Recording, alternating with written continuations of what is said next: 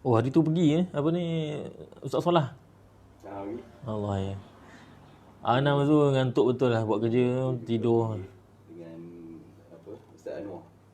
Tu oi tengok datang semua hebat-hebat. Itulah. Ustaz Muhadir, Ustaz Syed ada. Ustaz Azri ada. Kemah. Hadiah dari Ustaz Mahathir. Oh ya, masya-Allah. Ni kata fresh lagi ni. Dah fresh. Oh. Masya-Allah. Ustaz Muhadir ni kalau meninggal rasanya ramai orang buat ni, buat tesis ni, kaji pasal dia. Ya, masya-Allah. Dia macam ni macam apa ni Syekh Nawawi Banten. Banyak boleh. Syekh Nawawi Banten sini. Barakah hidup. Tanya je buat apa, bab Dia apa? tasawuf, akidah. Segenap ruang kitabnya ada. Ha, Segenap bidang kitabnya. fiqahnya, tasawufnya, masya-Allah. Masuk dalam.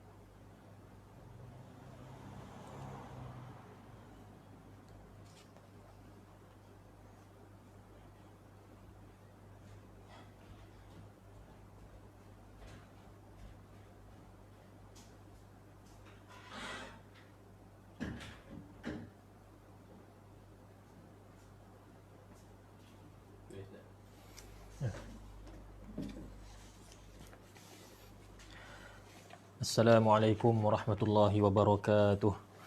Alhamdulillahirabbil alamin wa bihi nasta'in ala umurid dunya waddin. Wassalatu wassalamu ala sayyidina Muhammad asyrafil mursalin imamil muttaqin wa ala alihi wa sahbihi ajma'in. Amma ba'd.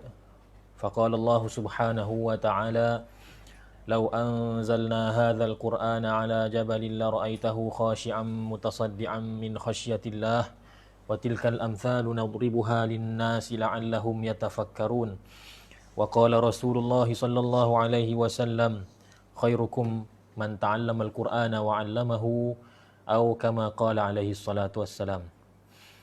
Alhamdulillah, muslimin muslimat, saudara-saudari, ibu-ibu, ayah-ayah yang dirahmati oleh Allah Subhanahu wa taala, syukur kepada Allah Subhanahu wa taala kerana pada hari ini masih lagi kita diberikan peluang dan ruang untuk sama-sama kita mengikuti pengajian tafsir Al-Quran, membaca dan menghayati makna yang terkandung dalam surah-surah yang menjadi amalan seharian kita. Dan seperti mana kita telah sebutkan pada kuliah yang lepas, ya, selepas daripada kita selesai membicarakan tentang surah Al-Fatihah, maka kita memilih untuk membincangkan tentang surah Al-Mulk. Dan pada hari ini insya-Allah kita akan mulakan perbincangan tentang ayat yang ketiga. Jadi tuan-tuan, puan-puan, saudara-saudari, ibu-ibu, ayah-ayah yang dimuliakan oleh Allah Subhanahu Wa Taala, adalah baik kalau sekiranya kita mengambil peluang. Di samping kita mengikuti pengajian tafsir ini, kita juga mengambil peluang untuk menghafal surah Al-Mulk dan juga surah-surah lain yang kita pelajari dalam kelas kita ini. Ya, contohnya pada kuliah yang lepas kita telah membicarakan tentang ayat pertama dan kedua. Jadi adalah lebih baik dan bagus kalau sekiranya ayat pertama dan kedua itu kita hafal terus. Maka dengan cara itu kita pertamanya ia memudahkan kita untuk menghafal Quran. Kerana kita hafal dengan sedikit demi sedikit. Dan yang keduanya kelebihannya ialah kita akan mudah untuk ingat tafsir yang kita telah pelajari. Kerana kita mengaitkannya dengan hafalan. Jadi setiap kali kita mengulang ayat yang kita sedang hafal, kan bila kita hafal kita akan ulang sehingga lekat dalam minda kita, dalam ingatan kita. Setiap kali kita ulang kita akan terbayang tafsiran ayat tersebut yang telah kita pelajari. Kerana walaupun mungkin kita tak baca tafsir, kita hanya dengar. Kita hanya dengar syarahan daripada guru kita. Tetapi bila kita baca ayat Quran tersebut, nanti kita akan rasa terngiang-ngiang. Oh, ayat ini pernah guru saya ataupun ustaz saya pernah membicarakan tentang perkataan ini, tentang i'rab kalimah ini, tentang sebab kenapa ayat ini didahulukan, kenapa perkataan ini didahulukan. Kita akan ingat tafsir itu, bukan sahaja ayatnya, bahkan juga mengingati dan menghafal tafsirannya juga akan menjadi mudah. Bila kita membaca ayat tersebut dengan keadaan kita mengingati tafsirannya, itulah yang membantu kita untuk tadabbur Al-Quran. Itulah yang membantu kita untuk khusyuk dalam solat. Itulah yang membantu kita untuk berdakwah sekalipun. Hatta dalam dakwah sekalipun, ia akan memudahkan kita dalam banyak perkara. Bila kita berdakwah, kita tahu tafsirannya, jadi kita boleh gunakan ayat tadi dalam nasihat-nasihat kita kepada orang lain. Dan yang paling penting ialah kita sendirilah beramal dengan dilalah dengan apa yang ditunjukkan oleh ayat-ayat yang kita telah pelajari. Baik, kita sambung dengan ayat yang ketiga. Kita teruskan dengan ayat yang ketiga. Sebelum tu kita baca terlebih dahulu surah Al-Mulk dari awal surah ayat pertama sehinggalah ayat yang keempat. Kerana hari ini kita cadang ayat ketiga dan ayat keempat. A'udzu billahi minasy syaithanir rajim. Bismillahirrahmanirrahim. Tabarakalladzi biyadihil mulku wa huwa ala kulli syai'in qadir. Alladzi khalaqal mauta wal hayata liyabluwakum ayyukum ahsanu amala. Wa huwal azizul ghafur. Alladzi khalaqa sab'a samawati tibaqa. ما ترى في خلق الرحمن من تفاوت فارجع البصر هل ترى من فتور ثم ارجع البصر كرتين ينقلب إليك البصر خاسئا ينقلب إليك البصر خاسئا وهو حسير. Sadaqallahul azim. Baik, kita teruskan dengan ayat yang ketiga. Allazi khalaqa sab'a samawatin tibaqa.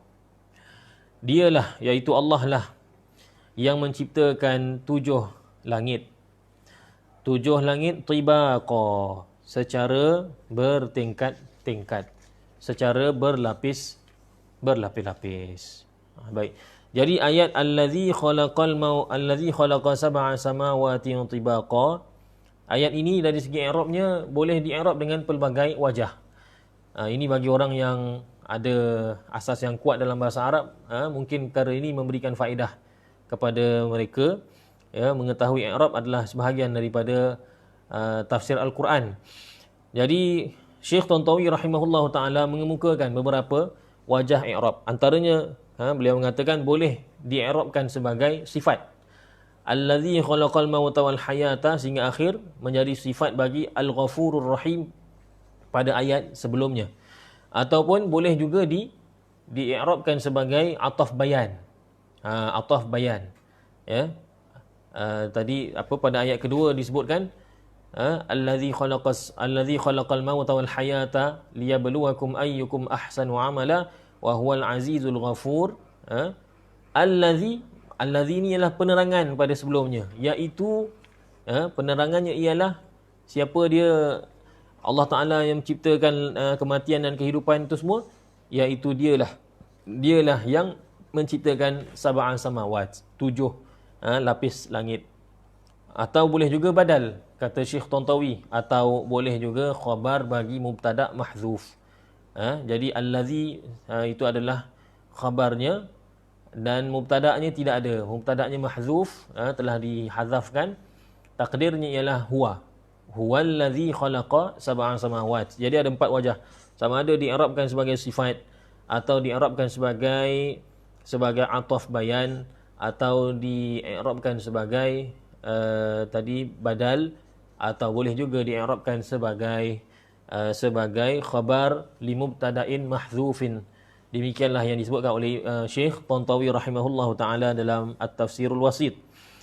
Baik, kemudian Allah Subhanahu wa taala menyebutkan tentang langit, penciptaan langit. Allah Taala yang menciptakan langit, Allah Taala memberitahu pada kita bahawa langit itu terdapat 7 lapis. Terdapat 7 lapis. Subhanallah. Kalau bukan kerana Allah Ta'ala yang memberitahu pada kita, maka nescaya kita tidak tahu. Kita tidak ada cara untuk mengetahuinya. Hatta walaupun kita ada kemajuan teknologi dan sebagainya, tapi kita pun tak pasti. Adakah pengetahuan tentang langit yang kita pelajari dalam sains, setinggi mana pengetahuan kita, kajian kita, kita pun tak tahu. Adakah itu mana kata kita dah cover, dah meliputi semua ke-7 langit? Dengan yang kita katakan sebagai bima sakti apa semua, adakah itulah 7 langit kesemuanya, ataupun itu sebenarnya satu juzuk daripada langit pertama? Yang nampaknya wallahu alam seolah-olah apa yang dikaji dalam sains itu semua masih lagi dalam langit pertama.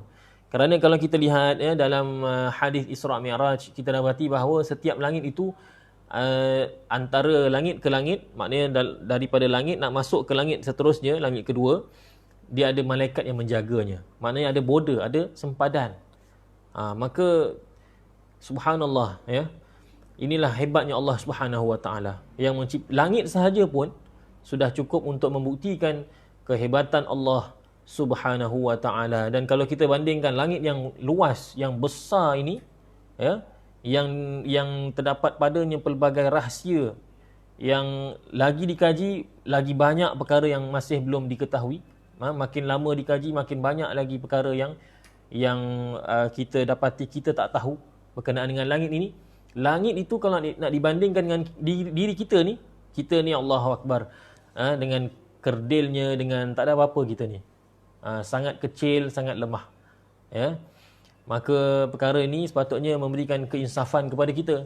Bila kita baca perkara ini, maka kita dapat bayangkan betapa hebatnya Allah Subhanahu wa taala. Maka Allah Taala yang maha hebat, yang maha berkuasa, yang maha pencipta, mengkhabarkan pada kita bahawa langit yang Allah ciptakan ada 7 lapis. Itu yang orang Melayu selalu sebut, iaitu 7 petala langit, iaitu 7 lapis langit. Dan dalam tafsir Ibnu Katsir dibincangkan, adakah ke-7 lapis langit itu dia saling bercantum, maknanya langit pertama, langit kedua, langit ketiga, langit keempat saling bercantum, atau di antara satu langit ke satu langit ada ruang kosong. Ada ruang kosong. Maka di sini kata Imam Ibn Katsir memang ada 2 qaul, ada 2 pendapat di kalangan ulama. Cuma Imam Ibn Katsir cenderung kepada pendapat yang kedua, kerana beliau berdalilkan dengan hadis Isra Mi'raj yang menggambarkan bahawa seolah-olah di antara satu langit dengan satu langit terdapat suatu ruang yang memisahkan antara keduanya. Baik. Kalau kita tahu perkara tersebut kan, masya-Allah. Maknanya kata dengan kita mengetahui penerangan yang disebutkan dalam tafsir Ibn Katsir itu, masya-Allah, kita dapat rasakan betapa hebatnya Allah Subhanahu wa taala menciptakan langit penuh dengan rahsia yang kita tidak tahu, dengan hikmahnya, cantik, indah, tersusun, sistematik segala ciptaan Allah Subhanahu wa taala. Baik. Allazi khalaqa sab'a samawatin tibaqa. Ma tara fi khalqir rahmani min tafawut. Ma tara fi khalqir rahmani min tafawut. Engkau tidak dapat melihat pada ciptaan Ar-Rahman, iaitu langit, tafawut, iaitu tafawut, ketidakseimbangan. Maknanya Allah kata pada kita, kalau kamu melihat ciptaan Ar-Rahman, iaitu langit yang hebat ini, maka nescaya kamu tidak akan dapati padanya itu tafawut. Kamu tidak akan dapati berlakunya tafawut, iaitu seragaman ataupun maknanya tidak tersusun, tidak teratur. Kamu tidak akan dapati perkara tersebut. Dan tafawut ini asal maknanya dalam bahasa Arab, dia berasal daripada kalimah faut. Dan faut ni apa dia maksudnya? Faut ini ialah ruang antara dua jari. Ruang antara dua jari. Jadi ruang antara dua jari ni dia jadi macam seolah-olah kita katakan macam kepincangan lah. Sebab jari ni semua elok, tiba-tiba ada ruang ke dalam. Maknanya Allah nak gambarkan kepada kita bahawa semua ciptaan Allah Subhanahu Wa Taala, terutamanya langit, di dalamnya itu tidak ada tafawut, tidak ada ketidakseimbangan, tidak ada cacat cela, tidak ada kecelaruan padanya. Subhanallah. Kemudian Allah Subhanahu Wa Taala dalam ayat ini, Allah Taala berfirman, "Ma tara fi khalqir rahman." Kamu tidak akan melihat pada ciptaan Ar-Rahman. Kita tahu dah bahawa ciptaan Ar-Rahman yang dimaksudkan dengan ayat ini ialah as-samawat, iaitu langit. Menjadi persoalan di sini ialah mengapa tidak disebutkan as-samawat ataupun tidak disebutkan dengan kata ganti nama. Kenapa Allah Ta'ala tidak kata begini? Ma tara fihi ataupun fiha. Ma tara fiha min tafawut. Sedangkan kita tahu bahawa sekarang ni yang dibicarakan ialah berkenaan dengan langit. Jadi memadai kalau ikut bahasa Arab. Bahasa Arab ni suka kepada ringkas. Jadi kalau ringkas, ma tara fiha. Kamu tidak akan dapat melihat padanya. Nya tu cukup. Tak perlu sebut khalqur rahman. Kalau ikutkanlah, kalau ikut bahasa kita lah. Tapi kenapa Allah Taala sebut ma tara fi khalqir rahman? Maka di sini kata Imam Az-Zamakhsyari rahimahullahu taala, sebenarnya Allah Taala menyebutkan khalqir rahman, sebenarnya ada rahsianya. Ada rahsianya. Kata Syekh Imam Az-Zamakhsyari rahimahullahu taala, dua sebab kenapa Allah Taala menyebutkan khalqur rahman ataupun khalqir rahman. Allah tidak menyebutkan fiha, tapi Allah kata fi khalqir rahman. Dua sebab kata Imam Zamakhsyari. Yang pertama ialah kerana nak menarik perhatian manusia kepada faktor yang menyebabkan keseragaman alam ini ialah kerana ia diciptakan oleh zat yang bersifat Ar-Rahman. Zat yang memiliki rahmah, zat yang maha pengasih lagi maha penyayang. Maksud kata ialah faktor yang menyebabkan langit ini tidak ada cacat celanya, teratur, sistematik, semuanya berjalan dengan lancar di langit sana. Faktornya ialah kerana yang menciptakannya itu ialah Ar-Rahman. Kerana itu digandingkan ma tara fi khalqir rahman.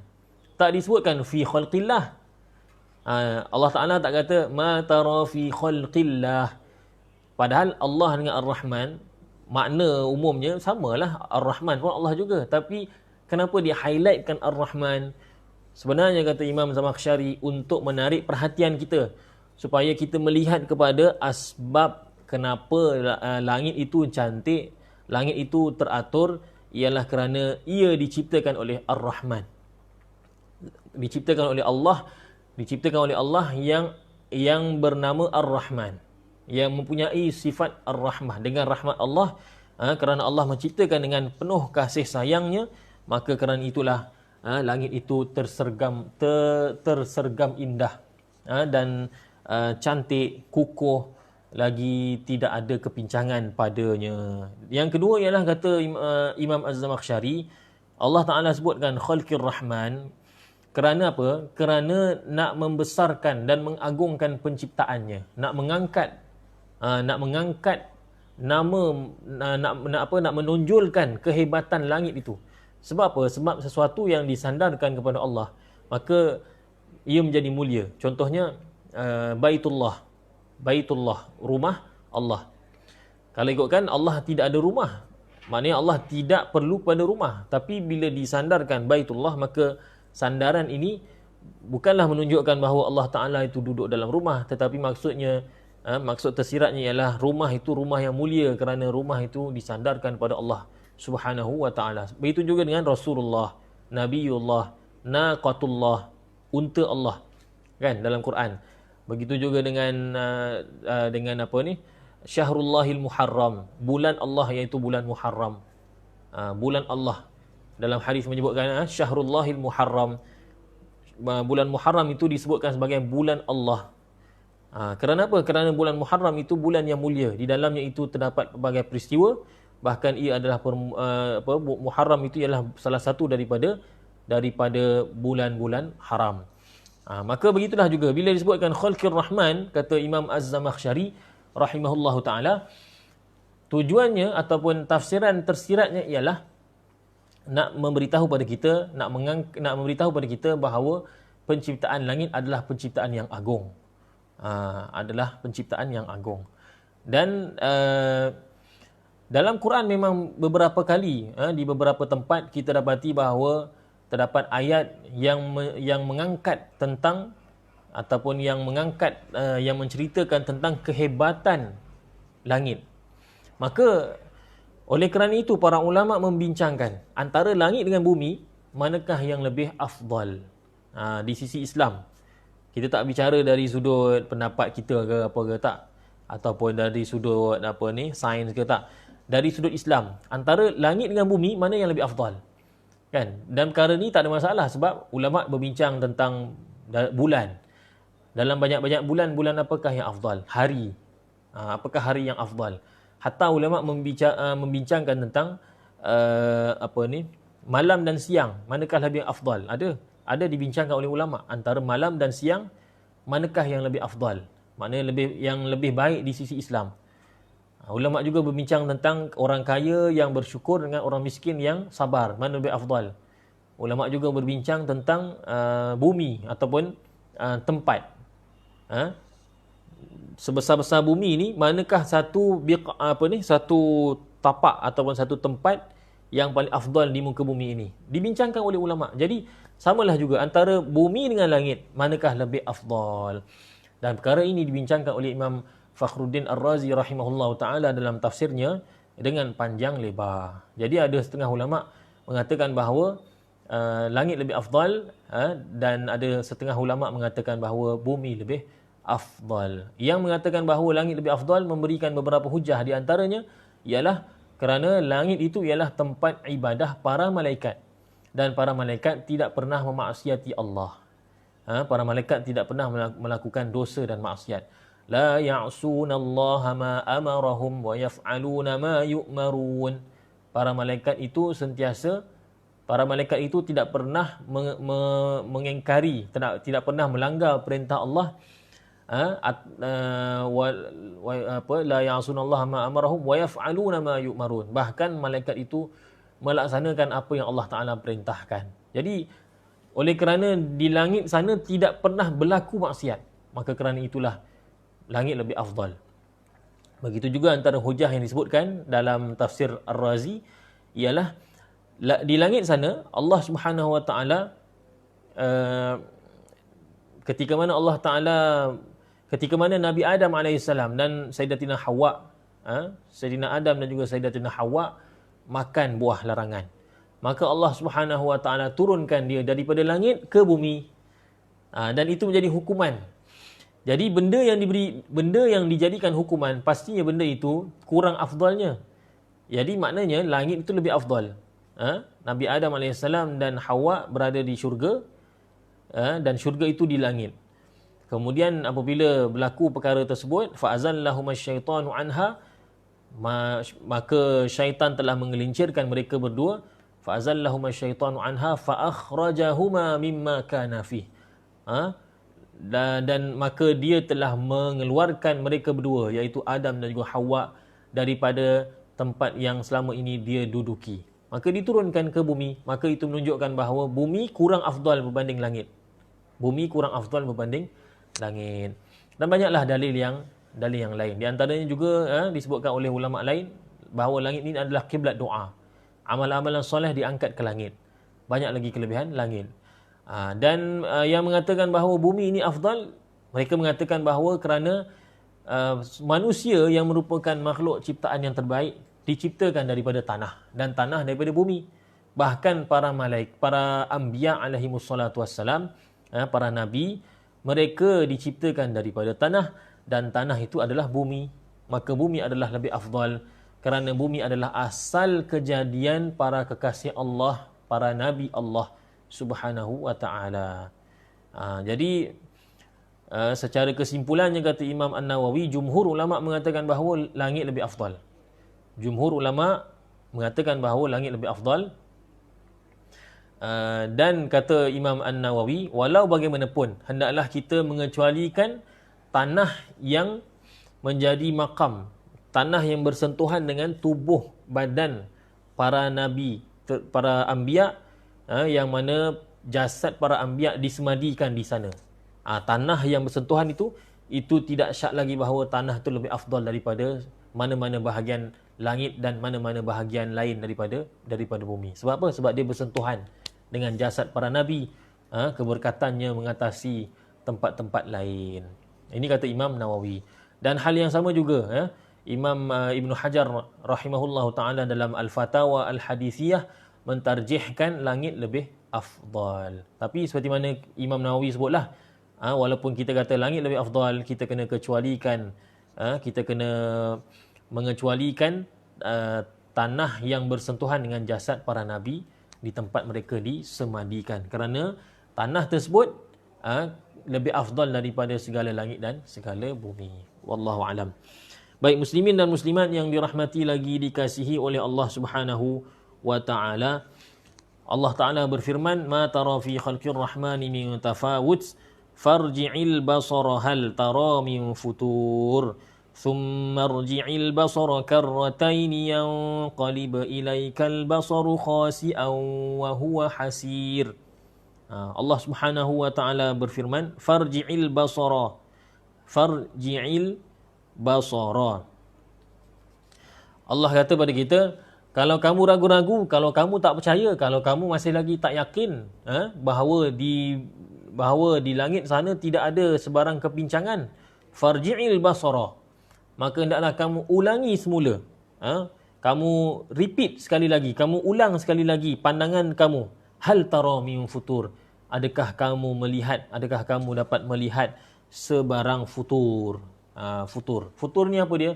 Futur ni ditafsirkan oleh Ibn Abbas, Mujahid, Ad-Dhahhak, dan juga Sufyan Ats-Tsauri dan lain-lain. Futur, kata mereka, maksudnya ialah syuquq, iaitu keretakan, retak, pecah. Allah kata, kalau kamu tak yakin, masih lagi ragu-ragu, maka farji'il basara, ulang balik penglihatan kamu. Ulang semula penglihatan kamu, maknanya kamu lihat semula. Adakah kamu boleh nampak adanya syuquq, adanya keretakan, kerosakan, adanya pecah pada langit yang Allah Ta'ala ciptakan? Pasti tidak. Kalau kamu ragu lagi, kata Allah Ta'ala, thumma rji'il basara karratain, thumma rji'il basara karratain yanqalib ilaikal basaru khasi'an wa huwa hasir. Kemudian ulangilah semula pandangan kamu karratain, 2 kali. Yanqalib ilaikal basar, nescaya pandangan kamu akan kembali semula kepada kamu khasi'an. khasian, dalam keadaan hina, dalam keadaan hampa, wa huwa hasir, dan juga dengan hampa, wa huwa hasir, dalam keadaan hasir, dalam keadaan letih. Ataupun bahasa mudah kita, kalau kamu tak percaya, tengoklah sekali lagi, nescaya kamu akan dapati buat letih sahaja. Buat letih sahaja kamu kaji. Sebab apa? Sebab aku dah bagi tahu banyak kali dah, memang tidak akan dapat, tidak ada terdapat tafawut, tidak terdapat futur, pada ciptaan aku. Lebih kurang begitulah yang nak disampaikan daripada ayat ini. Jadi Allah Ta'ala suruh ulang. Tengok lagi. Kalau kamu tak percaya, tengok sekali lagi. Karratain. 2 kali. Jadi karratain ini maksudnya ialah 2 kali. Maksud asalnya. Tapi kata para ulama, antaranya Syekh Tantawi rahimahullah ta'ala, bukanlah 2 kali itu maksudnya mesti kali kedua. Kali kedua, maksudnya ayat ni mesti maksudnya 2 kali. Maknanya kata kalau dia ulangi kali ketiga, maka dia akan dapati adanya kepincangan, kerosakan pada alam ini, pada langit ini. Bukan. 2 kali ini adalah kinayah, kata Syekh Tantawi. Kinayah, dan maksud sebenarnya ialah ulanglah banyak kali pun. Ulanglah banyak kali, banyak macam mana pun, sebanyak mana pun kamu ulang pandangan kamu, penglihatan kamu, kamu tidak akan dapati langit mempunyai keretakan, langit mempunyai kerosakan atau kepincangan. Disebutkan 2 kali ini hanya sekadar kinayah saja. Tapi maksud yang nak disampaikan ialah ulanglah berapa kali pun. Itu maksudnya. Ulanglah sebanyak mana pun. Bukan tak semestinya 2 kali. Banyak mana pun, maka kamu akan dapati apa yang akan terjadi. Yang qaliba ilaikal basar. Pandangan kamu akan kembali kepada kamu. Khasian, dengan hampa, kamu akan rasa hampa, kamu akan rasa terhina. Akhirnya kamu sendiri yang akan merasakan hina kerana tak dapat mencari keaiban pada ciptaan Allah. Wa huwa hasir, dan juga pandangan kamu itu akan dalam keadaan hasir, iaitu dalam keadaan penat. Hasir ini penat, penat disebabkan mata kita melihat lama. Kalau mata kita tengok laptop kan, kita buat kerja kan, orang Arab akan panggil hasara basaru fulan. Mata ataupun penglihatan fulan sudah menjadi penat. Rasa macam tepu, kelat mata. Maka Allah Ta'ala kata, kalau kamu tak percaya, kamu sibuklah nak tengok, nak cari-cari keaiban pada ciptaan Allah, nak membuktikan juga yang Allah ni tak hebat, penciptaannya tak hebat, maka kamu pergilah tengok. Nescaya kamu akan dapati buat penat mata saja. Wa huwa hasir, iaitu ta'iba, penat. Ta'iba min tulin nazar, penat yang disebabkan melihat dengan lama. Wallahu a'lam. Kemudian Allah Subhanahu wa taala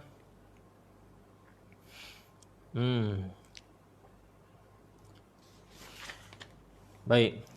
Kemudian Allah Subhanahu wa taala berfirman dalam ayat yang kelima, A'udzu billahi minasyaitonir rajim. وَلَقَدْ زَيَّنَّا السَّمَاءَ الدُّنْيَا بِمَصَابِيحَ وَجَعَلْنَاهَا رُجُومًا لِلشَّيَاطِينِ وَأَعْتَدْنَا لَهُمْ عَذَابَ السَّعِيرِ. Dan demi sesungguhnya kami telah menghiasi langit dunia, langit yang paling bawah sekali.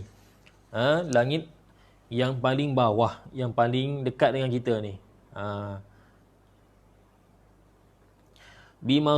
Ad-dunya ni berasal daripada kalimah ad-dunu. Ad-dunu maksudnya ialah al-qurb, iaitu dekat. Jadi as-sama ad-dunya maksudnya ialah langit yang paling dekat dengan kita, langit yang paling bawah sekali. Allah kata, walaqad zayyana as-samaa ad-dunya bimasabih.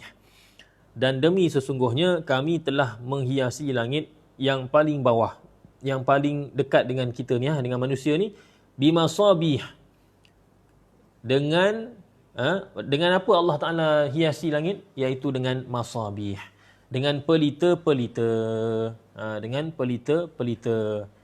Waja'alnaha rujuman lisyayatin, dan kami telah menjadikan pelita-pelita tersebut sebagai alat rejaman untuk syaitan-syaitan. Subhanallah. Bismillah. Jadi dalam ayat ini menjelaskan pada kita bahawa Allah Ta'ala menciptakan pelita-pelita. Pelita-pelita yang dimaksudkan ini apa dia? Kata Imam Ibn Kathir, pelita yang dimaksudkan di sini ialah planet-planet. Pelita yang dimaksudkan di sini ialah planet-planet. Dan hal yang sama, lebih kurang sama juga tafsiran Imam Syekh Tantawi, beliau mengatakan bahawa masabih ataupun pelita dalam ayat ini ialah bintang-bintang. Maka bintang-bintang, planet-planet, segala benda lah yang berkerdipan, yang kita lihat, yang mengeluarkan cahaya di langit sana, itu adalah masabih. Itu adalah pelita-pelita yang Allah ciptakan untuk menghiasi langit. Kalau langit itu tidak ada planet, tidak ada bintang, maka langit itu kosong je lah. Kita tengok malam-malam kosong je. Tapi dengan adanya bintang, maka terserlah kecantikan langit tadi. Itu yang pertama. Yang keduanya, tujuan keduanya ialah bintang-bintang dan juga planet-planet yang Allah Ta'ala ciptakan itu. Allah kata, kami jadikannya sebagai rujumah, sebagai alat rejam. Rujumah, iaitu sebagai alat rejam. Ar-rujum jamak kepada rajm. Dan rajm itu ialah isim bagi lima yurjamu bihi. Nama bagi benda yang direjam. Benda yang direjam dengannya. Alat lah maknanya, alat yang digunakan untuk merejam. Nak rejam siapa? Nak rejam syaitan. Di sini inilah ayat ini inilah yang saya sebutkan sebelum ni, bahawa segala planet, bintang-bintang yang kita kaji dalam ilmu astronomi, manusia kaji dan sebagainya, sebenarnya itu hanya baru langit yang pertama. Sebab Allah kata masabih, iaitu bulan, bintang-bintang, planet-planet itu, Allah kata aku ciptakan untuk sebagai apa? Sebagai hiasan bagi as-sama ad-dunya, langit yang paling bawah. Bermakna segala yang kita kaji itu semuanya masih lagi pada as-sama ad-dunya. Itu baru langit yang paling bawah. Belum lagi langit yang ketujuh, yang paling atas. Subhanallah. Maka di sini menunjukkan betapa hebatnya Allah Subhanahu wa ta'ala. Muslimin dan muslimat yang dirahmati oleh Allah Subhanahu wa ta'ala. Timbul kemusykilan di sini. Bagaimana Allah Ta'ala menciptakan bintang-bintang, planet-planet. Allah kata perkara, benda-benda tersebut, makhluk-makhluk tersebut, bintang, planet dan sebagainya yang bersinaran di langit bila kita tengok pada malam hari, itu semua adalah Allah kata sebagai zinah, sebagai hiasan. Persoalannya ialah bagaimana perkara tu, benda-benda tu menjadi hiasan dan dalam masa yang sama menjadi alat rejam. Nampak tak persoalan dia? Bagaimana planet-planet, bintang-bintang itu dia menjadi alat rejam. Dalam masa yang sama Allah juga mengatakan ia menjadi hiasan bagi langit. Nampak tak? Kalau dia jadi hiasan, maka dia tak digunakan untuk rejam. Kalau dia jadi alat rejam, maka bagaimana dia jadi hiasan? Mana ada susah kita nak bayangkan. Kan? Dia ada dua fungsi dalam masa yang sama. Maka di sini dibincangkan oleh para ulama. Maka Imam Ibn Kathir mengeluarkan satu kenyataan yang bagus. Kata Imam Ibn Kathir, maksud Allah Ta'ala menjadikan planet dan juga bintang-bintang ini sebagai alat rejaman, bukanlah maksudnya sebiji planet tu dibaling, direjam kepada syaitan. Bukanlah maksudnya planet Zuhal tu sebiji itu dihentam kepada syaitan. Bukan. Maksud Allah Ta'ala menjadikan planet-planet, bintang-bintang sebagai alat rejam, maksudnya ialah Allah menjadikan sebahagian daripadanya. Allah menjadikan sebahagian daripada bintang, sebahagian, secebis lah kita kata, secebis daripada bintang, secebis daripada planet-planet itu sebagai alat rejam. Jadi yang bakinya tu tetaplah dia di tempatnya dan menjadi zinah, menjadi perhiasan bagi langit. Dengan cara itu maka hilanglah kemusykilan tadi. Begitu juga hal yang sama juga diterangkan oleh Imam Abu Ali Al-Farisi. Sebagaimana disebutkan dalam tafsir Asy-Syaukani Fathul Qadir, bahawa yang dimaksudkan Allah Ta'ala menjadikan planet-planet dan juga bintang-bintang itu sebagai alat rejam, bukanlah sebiji planet itu, sebiji bintang itu dijadikan alat rejam, tetapi maksudnya ialah diambil sebahagian, secebis daripadanya, diambil segumpal api daripadanya. Contohnya ada setengah planet yang ada api dan sebagainya, diambil sedikit lalu dijadikan rejaman, yang bakinya itu masih lagi tetap menjadi zinah. Walaqad zayyana as-samaa ad-dunya bimasabih. Ini satu jawapan. Tapi diberikan satu lagi jawapan oleh Imam Al-Qushairi. Imam Al-Qushairi menyatakan bahawa jawapan yang lebih afdal, yang lebih baik ialah, kata ini menurut Imam Qushairi, jawapan yang lebih baik kata beliau ialah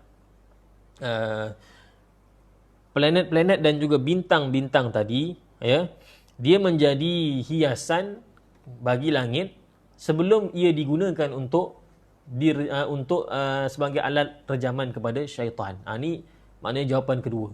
Imam Al-Qushairi kata yang dimaksudkan dengan Allah menjadikan planet-planet dan bintang-bintang itu sebagai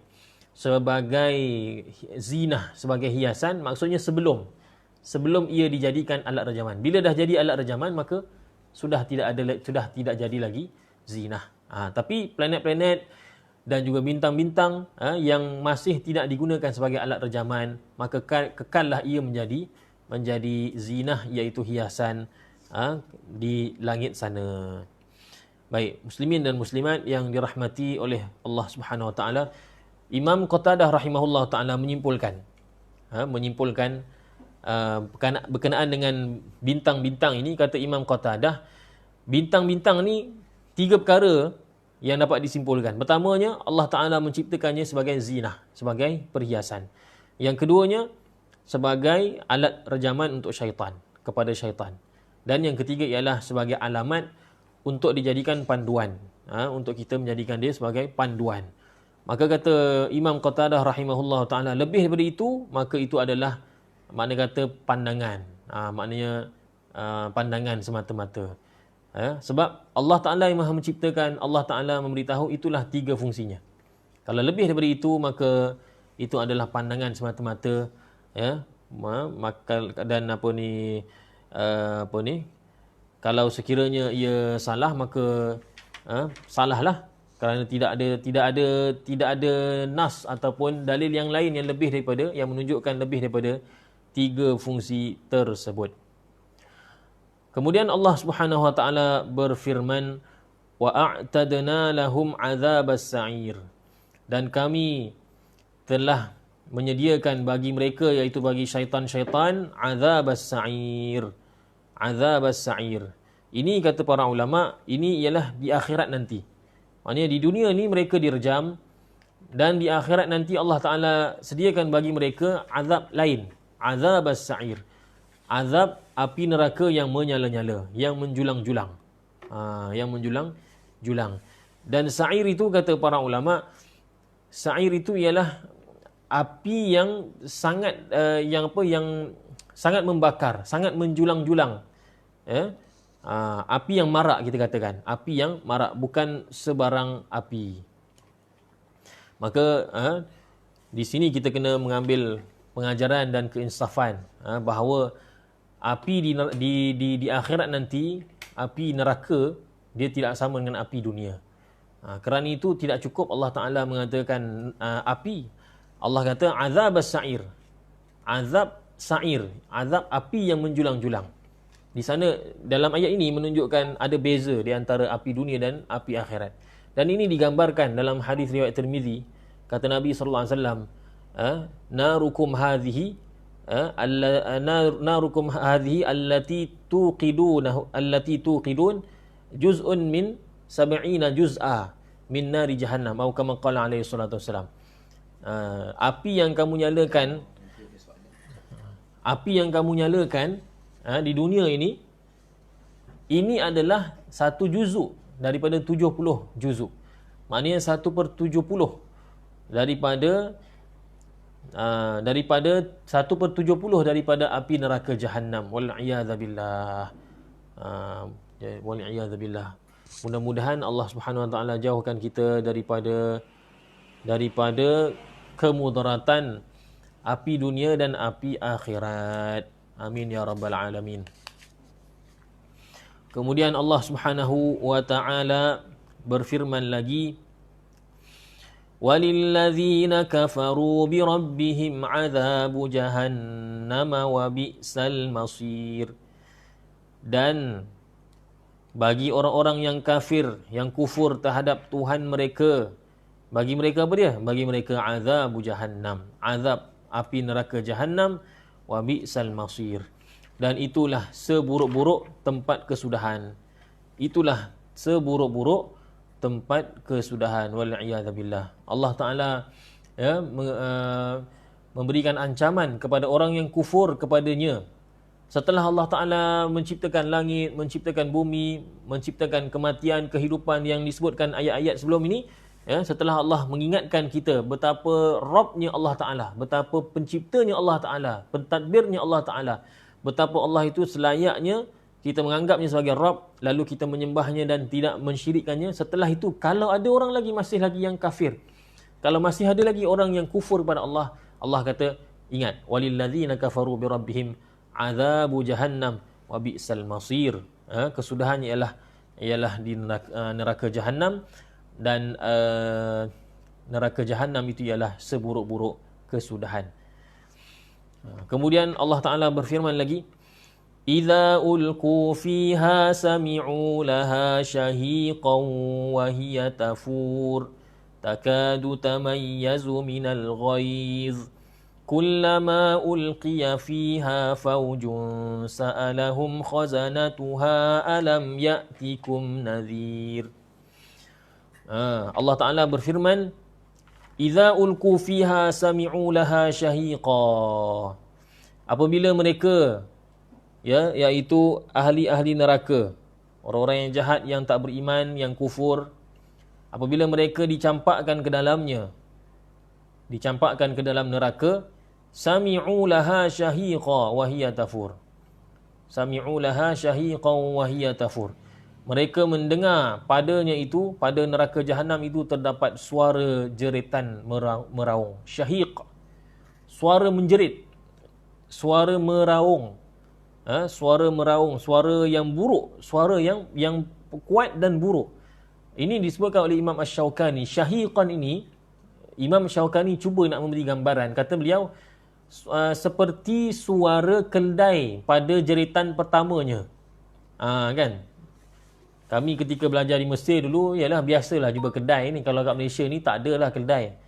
Kalau ada pun dekat zoo ataupun dekat jalan raya. Jenis orang tak pakai signal, orang masuk simpang, tak ikut peraturan, tak ada langgar traffic light. Ni pun kedai jugalah. Tapi kedai yang sebenar-benarnya tak ada lah jumpa dekat Malaysia ni, melainkan di zoo. Tapi kami di Mesir memang biasa tengok kedai. Sebab kedai ini menjadi alat pengangkutan barang-barang perniagaan dan juga pertanian. Pakcik-pakcik jual sayur dia bawa kedai. Kedai itu yang bawa yang tarik kereta sorong dia tu, kereta roda itu. Dan dekat kereta roda tu adalah buah-buahan, sayur-sayuran. Jadi kedai ni pengalaman lah.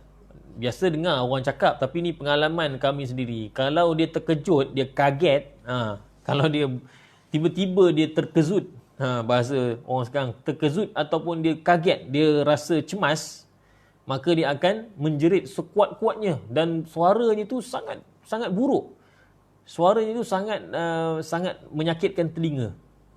Kan? Kalau saya nak ajukkan, takut nanti kan semua orang tutup pula video ni. Tak boleh lah. Tapi maksud kata macam tu lah nanti di akhirat, bahkan lebih lagi lah, pasti lebih lagi. Ini yang Imam Syaukani sebut, ini hanya nak memberi gambaran saja. Kata Imam Syaukani, sami'u laha syahiqa.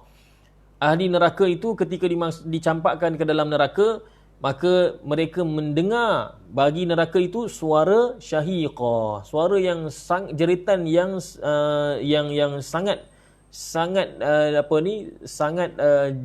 jelek, sangat buruk. Suara jeritan yang sangat buruk. Daripada mana? Neraka itu sendiri. Suara neraka itu sendiri. Neraka itu sendiri mengeluarkan suara. Kita jangan ingat neraka ni makna kata dia kaku. Tidak. Neraka ni dia ada nanti kalau kita baca hadis, dia ada perasaan, dia juga bersifat marah. Dia juga mengeluarkan suara. Ya. Jadi dalam ayat ini menyebutkan bahawa neraka itu mengeluarkan suara syahiqah. Suara jeritan yang buruk, yang menyakitkan telinga, yang jeritan yang tak sedap didengari. Wahia tafur, dalam keadaan dia menggelegak, kepanasan. Neraka tu subhanallah. Kan kita dah sebut tadi bahawa neraka tu 70 kali lebih panas daripada api dunia. Jadi bayangkan bagaimana bunyi dia menggelegak. Bagaimana bunyi neraka itu menggelegak. Wal'iyadzabillah. Ini semua pasti akan didengari oleh ahli neraka. Dan kita minta supaya mudah-mudahan kita tidak termasuk. Mudah-mudahan kita tak dengarlah bunyi-bunyi ini. Dan mudah-mudahan sikit pun kita tidak terlibat dengan neraka ni. Kita tak tengok. Dan mudah-mudahan kita tidak tercium walaupun hanya sekadar bau ataupun haba api neraka. Mudah-mudahan begitulah. Semoga semuanya selamat nanti insya-Allah di akhirat. Allahu Rabbi ya Rabbal Alamin. Takadu tamayyazu minal ghaiz. Hampir-hampir neraka itu pecah berderai. Tamayyaz ni kan biasa kita dengar mumayyiz. Mumayyiz ni apa dia? Maksudnya boleh membezakan di antara baik dan buruk. Jadi maknanya membezakan ni maksudnya memecahkan. Pecah dua. Ini baik, ini buruk. Itu maksud tamyiz ataupun orang yang mumayyiz. Jadi takadu tamayyazu minal ghaiz. Maksudnya ialah neraka tu hampir-hampir dia berpecah. Hampir-hampir dia berderai. Kerana apa? Minal ghaiz. Disebabkan, min sababiyah. Disebabkan al-ghaiz. Al-ghaiz disebabkan kemarahannya. Ini yang saya sebut tadi. Bahawa neraka itu pun marah. Marah kepada siapa? Kata Imam Ibn Qutaybah, marahnya neraka ialah kepada orang-orang kafir. Bila orang kafir dicampakkan ke dalamnya, maka neraka itu mengeluarkan suara dan menzahirkan kemarahannya kepada orang-orang kafir. Wal'iyadzabillah. Ini disebutkan dalam ayat yang lain. Allah Ta'ala jelaskan dengan lebih. Allah Ta'ala berfirman dalam ayat yang kita boleh dapati dengan jelas. Allah Ta'ala menyebutkan, Iza ra'athum min makanin ba'idin sami'u laha taghayyuzan wa zafira. Ya? Apabila neraka itu melihat. Tengok, neraka pun boleh melihat. Ini yang saya sebutkan tadi. Bahawa neraka ni kita jangan ingat dia kaku macam tu je. Dia macam pasu bunga macam tu. Tak. Dia ada perasaan marah. Neraka itu boleh melihat. Dan neraka itu boleh mengeluarkan suara. Berdasarkan hadis dan juga Al-Quran. Jadi, Iza ru'athum min makanin ba'idin. Dalam ayat yang lain, Allah Ta'ala sebutkan. Dalam surah yang lain. Apabila neraka itu melihat mereka, iaitu melihat manusia yang berkumpul di padang mahsyar. Iza ru'athum min makanin ba'idin. Apabila neraka melihat manusia daripada jarak yang jauh, daripada tempat yang jauh, belum dekat lagi ni, masih lagi jauh ni, apa yang berlaku? Sami'u laha taghayyuzan wa zafira. Orang ramai yang berkumpul di padang mahsyar itu, sami'u laha, mereka akan mendengar bagi neraka tadi. Mereka akan dengar bagi neraka tadi taghayyuzan wa zafira. Mereka akan mendengar suara kemarahannya, bunyi kemarahannya, wa zafira, dan juga bunyi hembusannya, bunyi bernapas ni. Zafir ni maknanya bunyi kita bernapas, bunyi kita berdengus. Ya, daripada jauh lagi manusia sudah boleh mendengar bunyi neraka itu, kemarahan neraka itu. Dan ini disebutkan dalam tafsir Imam Ibn Rajab Al-Hambali, satu riwayat. Beliau menukilkan satu riwayat yang menyebutkan bahawa ketika mana manusia mendengar bunyi kemarahan neraka, wal'iyadzabillah, maka ketika itu tidak ada mana-mana nabi, tidak ada mana-mana malaikat melainkan semuanya akan terduduk di atas lutut-lutut mereka. Dan akan bergetar kaki-kaki mereka. Subhanallah. Bayangkan malaikat yang tidak ada dosa, yang sentiasa taat pada Allah, Nabi yang maksum, yang terpelihara daripada dosa. Mereka ni bila dengar sahaja bunyi neraka berdengus, bunyi neraka marah, bunyi kemarahan neraka itu, maka ketika itu mereka terus menggeletar kaki mereka, dan terus mereka daripada berdiri menjadi melutut, duduk melutut. Kerana apa? Kerana takut gerunnya suara yang dikeluarkan oleh neraka itu. Itu kata Allah Ta'ala, min makanin ba'id, dalam keadaan jaraknya jauh. Jaraknya jauh. Ini pun disebutkan dalam tafsir. Jarak jauh itu berapa jauh? Ada yang kata setahun perjalanan, ada yang kata sekian-sekian tahun perjalanan. Makna kata jauh. Daripada jauh lagi sudah begitu, apatah lagilah kalau sekiranya dekat, apatah lagilah kalau sekiranya seseorang itu dicampakkan ke dalam neraka. Bagaimana dia menahan seksa, seksa bukan seksa dibakar, belum cerita lagi seksa dibakar oleh api neraka. Seksa kerana mendengar bunyi neraka. Bunyi neraka itu sahaja pun sudah cukup untuk menggerunkan hati dan meluruhkan jantung seseorang, menyebabkan seorang itu menggigil ketakutan dengan sebab bunyi neraka tadi. Wal'iyadha billah. Allah, ya Allah. Takadu tamayyazu minal ghaiz. Kullama ulqiya fiha fawjun sa'alahum khazanatuha alam ya'tikum nadhir. Kullama ulqiya fiha, sehingga akhir. Setiap kali dicampakkan ke dalamnya, iaitu ke dalam neraka, faujun, satu kelompok, satu kumpulan. Kumpulan apa? Kata para ahli tafsir, iaitu satu kumpulan daripada orang-orang kafir dicampakkan ke dalam neraka. Setiap kali satu kumpulan, satu grup dicampakkan masuk ke dalam neraka, maka penjaga-penjaga neraka akan bertanya kepada mereka. Sa'alahum khazanatuha.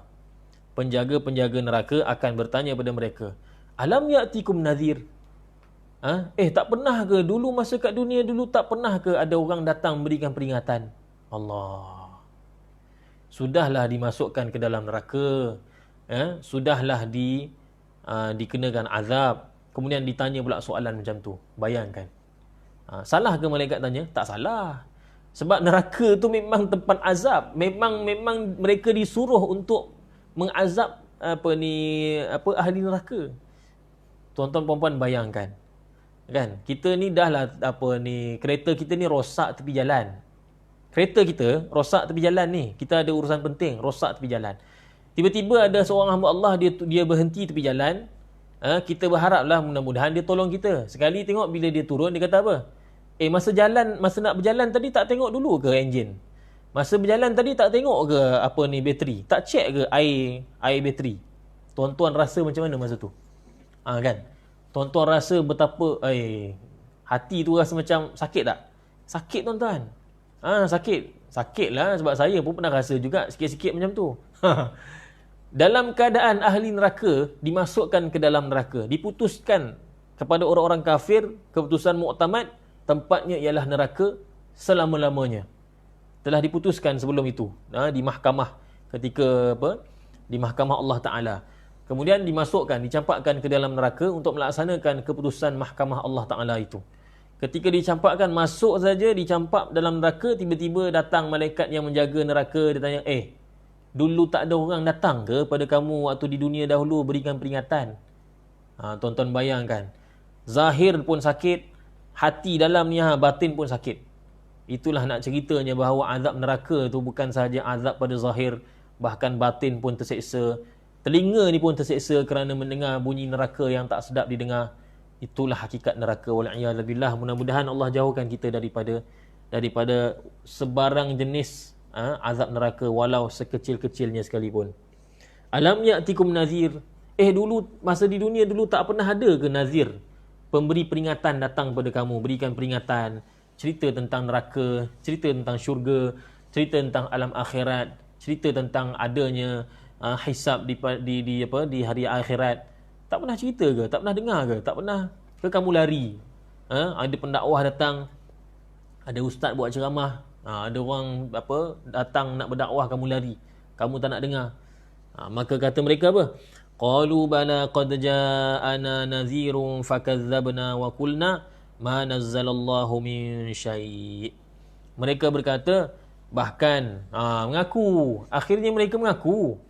Mereka mengatakan bahawa ya, bahkan sesungguhnya telah datang kepada kami nazir, pemberi peringatan.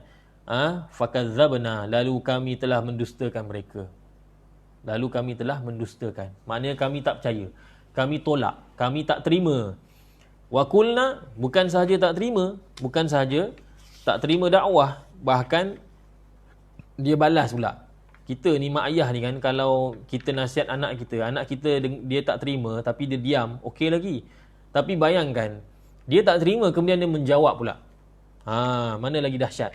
Ini orang kafir ni Allah Ta'ala sifatkan, mereka ni bukan sahaja tak nak dengar, tak nak ikut dakwah apa yang didakwahkan, sebaliknya mereka kata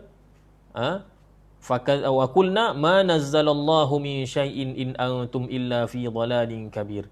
Kami mengatakan, masa di dunia dahulu kami ni, kata orang kafir, kami dahulu mengatakan Allah Ta'ala tidak menurunkan sesuatu pun. Maknanya mereka menafikan. Mana ada apa sembahyang-sembahyang ni, tak ada sembahyang-sembahyang ni. Mereka menafikan apa yang Allah Ta'ala turunkan pada mereka. Apa tutup aurat ni? Tak adalah. Bila diajak pada perkara-perkara agama, perkara-perkara yang memang tidak ada sumber lain melainkan daripada Allah, wahyu daripada Allah, ajaran daripada Allah, mereka menafikan. Tak adalah. Ma nazzalallahu min syai'. Allah Ta'ala tak turunkan begitulah. Allah Ta'ala tak cakap macam itulah. Mereka menafikan. Sebarang penafian lah. Tak semestinya dengan ayat ini. Sebarang jenis penafian. In antum illa fi dhalalin kabir. In antum illa fi dhalalin kabir. Maksudnya ialah tidaklah kamu melainkan dalam kesesatan yang besar. Tidaklah kamu melainkan dalam kesesatan yang besar. Maksudnya kamu ini hanya di dalam kesesatan yang besar. Ayat ini, in antum illa fi dhalalin kabir, menjadi khilaf ulama'. Ayat ini diucapkan oleh siapa dan diucapkan kepada siapa? Menjadi perbahasan para ulama'.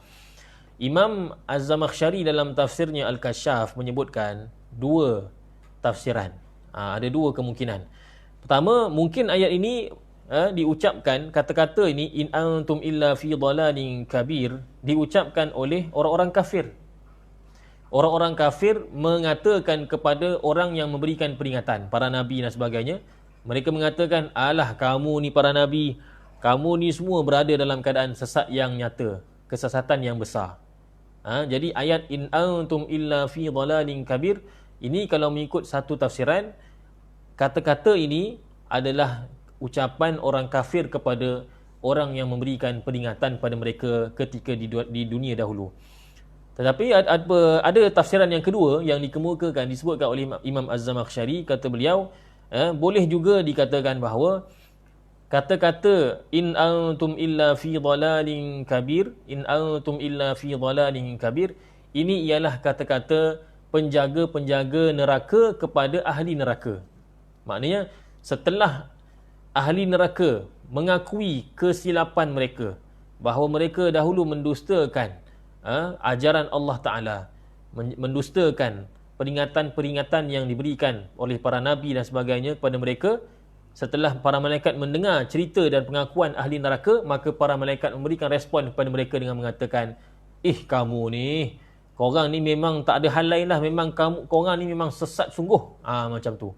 Jadi in antum illa fi dhalalin kabir, itu kalau mengikut tafsiran kedua, itu adalah respon dari malaikat kepada ahli neraka ketika mereka berdialog di dalam neraka. Demikianlah yang disebutkan oleh Imam Az-Zamakhsyari dalam tafsirnya. Wallahu a'lam. Jadi tuan-tuan puan-puan, saudara-saudari yang dimuliakan oleh Allah Subhanahu Wa Ta'ala, kita Alhamdulillah kita dah sampai pada ayat yang pada ayat tadi. Jadi saya kira cukup untuk hari ini ya, pada ayat 9. Pada ayat yang ke-9. Jadi sebelum kita tamat, saya cuba lihat kalau ada sekiranya 1-2 soalan yang boleh saya berikan jawapan.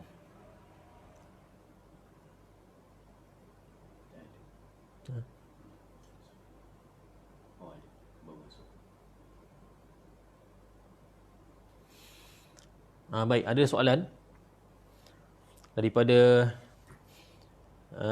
salah seorang yang mengikuti pengajian kita ni. Assalamualaikum Ustaz. Waalaikumsalam. Saya nak tanya, Rasulullah SAW tidak akan tidur malam selagi belum membaca surah Al-Mulk.